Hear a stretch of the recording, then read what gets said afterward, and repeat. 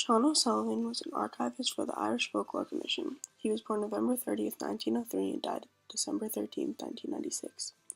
O'Sullivan was a primary school teacher for his time before he became an archivist in 1935. He also wrote 10 books and contributed to more than 50 other works. His interest in folklore began in 1923. He began with collecting first poems and songs.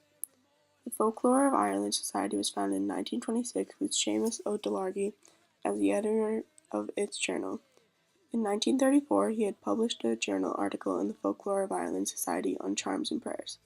Then, in 1935, Sean became the archivist of the newly established Irish Folklore Commission with Seamus as director. It was reconstituted in 1971 to the University College Dublin as the National Folklore Collection. Sean continued to archive until 1974 when he retired.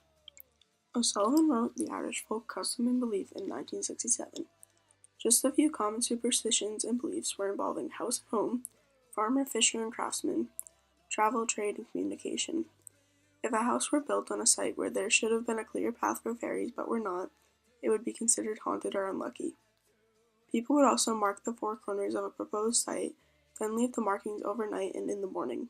If they were still there, they may proceed without trouble from supernatural beings. When a new home was to replace the old one, it should not be built on the other side of the road, nor should any room extensions be built on the west side of the home. The burying of things such as animal heads under the home was a way of protection. You could never move homes on the day of Lent. The presence of a fairy, fort, or well on a farm meant the land was fertile. The fertility of a neighbor's land and crop could be stolen by secreting raw eggs, meat, or a dead body of an animal on the land. A cow house was built on a site which would not prevent the passage of fairies or encroach on their territory. Crosses made out of straw were hung on cow houses on St. Bridget's Eve. Goats were kept with cow herds to bring them luck. Traveling in olden times brought much anxiety.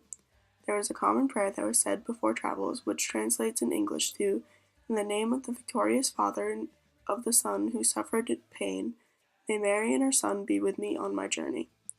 While traveling on sea, fishermen carried special loaves of St. Nicholas bread with them for good luck. A carpenter who made coffins was never asked to make a boat. The Irish Wake Amusements was also written in 1967. Many things happened throughout the Irish Wake that to many other cultures may seem odd.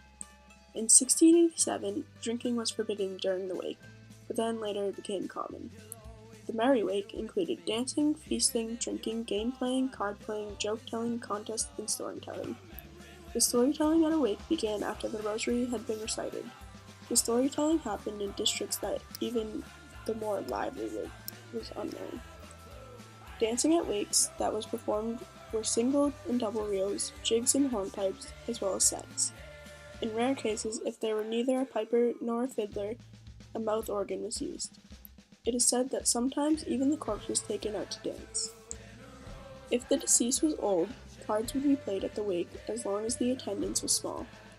If the dead was fond of cards, the locally popular game would be played around the bed and a hand of cards was given to the corpse. Games would not take place if the deceased was young or deeply regretted. One of the usual contests that occurred at wakes was a very heavy man would lay down on the kitchen floor on his back. His legs would be extended straight down, and his two hands would be placed under the back of his head. He must keep his legs stiff and unbent during the test. Another man would stand at his feet and place his hands under the backs of the lying man's knees. The contest was to try to make the lying man stand on his feet without bending the knees. He would have to stay fully erect throughout the whole thing. Men who won the contest would attend other wakes to conquer new opponents.